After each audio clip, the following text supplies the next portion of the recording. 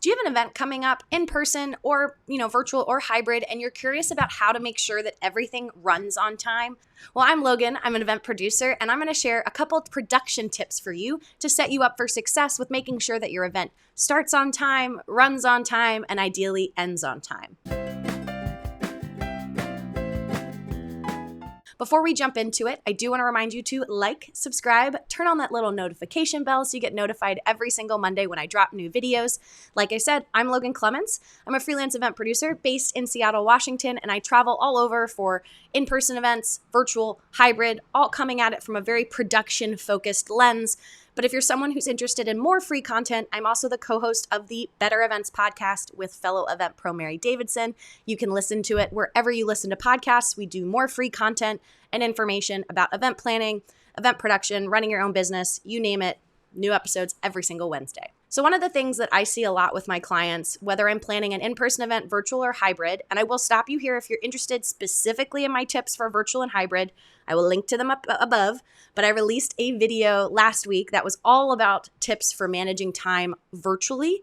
And so this one I'm really going to apply more to the in-person, but you'll find there's a lot of overlap or tools that you can utilize in the in-person world and the virtual world. So you're going to find that these are tools that I have used at everything from my big corporate 3,000 person conferences in Las Vegas for a sales kickoff to my nonprofit fundraisers here in Seattle, to even helping with friends with having ideas when they're doing their own wedding planning. So there's something here for everyone. But my first tip for how you can start on time, stay on time, and end on time would be to have a speaker timer. So this is something that is like a countdown clock, and I'll put a little picture here so you can see a little countdown clock. They usually have settings that you can either count up or down, but what it does is it gives your speaker a countdown to either how much time they have left or how much time that they've used. And this is just a great visual representation for your speakers to know how much time they've used.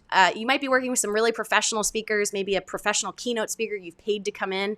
I would still tell you to use a speaker timer because it's so helpful for keeping them honest and keeping them on track. It's especially important if you have something that's a little more open-ended, like a Q&A session or a panel discussion, where it's really helpful for the moderator to be able to check and plan out the rest of the session as they see the time going down.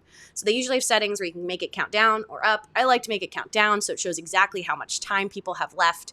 And then when it hits 0, it usually blinks. But that's something that your production company can provide. You might have one if you do a lot of events already in-house, but I highly recommend it because it is a great way to show to the speakers how much time they have left. And just visually, it would be facing the stage, and it's usually either at the bottom of the stage or just somewhere where, again, it's only for the speaker to see it. The audience does not see it, like a shot clock in basketball. So don't worry about that. Similar to a speaker timer, my tip number 2 for running on time would be to have a teleprompter or a notes slides. So this is similar to a speaker timer where it's a source. It's something that's going to be facing your speakers and your stage only, not out to attendees, but having a television screen or something there that is either a teleprompter like we see, the presidents will give when they give their speeches. They have those clear glass-looking things. That's actually a teleprompter, and they're actually seeing words on their side.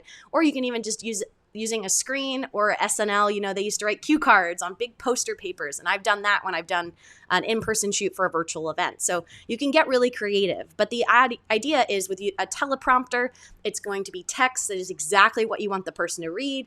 And it scrolls kind of at different speeds depending how quick that person is at speaking. Or more of a note slide would be like if you gave a presentation, a PowerPoint, how there's always a slide that you have public, and then you can create a note slide. That is something that you could put on a TV screen that's on we call them a preview monitor or a confidence monitor for your speaker to look at and just kind of keep them on track and remind them what they're talking about. This is really helpful because no matter what you're using, teleprompter or notes, both does it include what the speaker would like to see, but it could also be utilized if you need to get the speaker's attention or if you need to throw up some last minute questions on there. You're just having one more avenue where you can communicate with your speaker to make sure that they stay on time. It's also really helpful because in your rehearsals and ahead of time, you can start to see if they have a ton of notes, a lot of things on their slides, these slides are going to take a little longer, and you see how many slides they have, then you can be like, okay, it's going to be a little longer than we thought. And you can adjust your run of show to make sure things either run on time based on that longer talk or have talk to your speaker and see if they can reduce the amount of time they're speaking. Which this all really runs into my third tip for making sure you start on time, run on time, and end on time is making sure that you have a rehearsal or at least like a tech check, because this is something that is so important. I've also called these speaker meetings. If you don't like the idea of a rehearsal or a tech check, if you have some speakers that are sensitive to that, that's okay too. But just making sure you have something where they're stepping through it, you're stepping through that, whether you're the event host or you're the production team.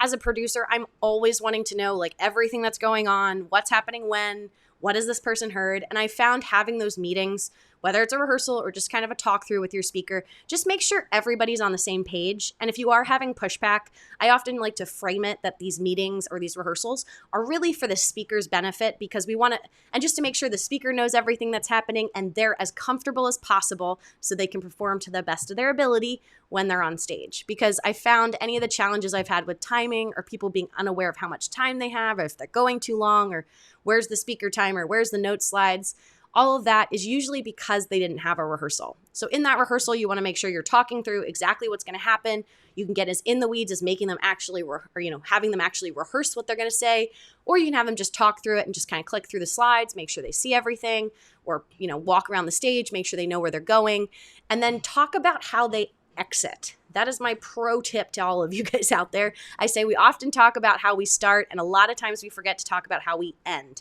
And so it's really important where you talk about, okay, so-and-so is going to introduce you. Here's how you come onto stage.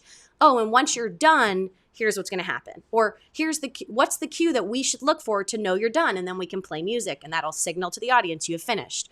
Make sure you kind of complete that circle. So many people talk about the intro and all of that part, and then they kind of forget about the handoff or what comes after you. I've had some speakers that I think it's always a really classy move for them if they kind of either verbally hand it over to the next person or say, thanks so much for listening to me. Up next, I'm so excited to hear you're going to be hearing more about, in their own words, what the next session's topic is about. It just shows that they are connected and a part of the event versus being in their own silo of their own session. So hopefully these tips were helpful to you about thinking about the timing for your event. Again, it's really helpful to plan and, think through a run a show template, but really, if you don't have speaker timers or notes or even rehearsals, it is going to set you up to most likely have something go off time. And it's really hard when you have events that either run really late, either start late or run late. It's very frustrating to everybody involved. So I'm a big advocate of making sure you can get your timings as close to actual as possible before your event so you can get ahead of any of those challenges that might come along with it. But that's all I have for you folks. I'm Logan Clements, freelance event producer, and this has been another installment of my favorite tips and tricks when it comes to event planning, production, running your own business. I drop new videos every single Monday, and I'll see you in my next video. Bye.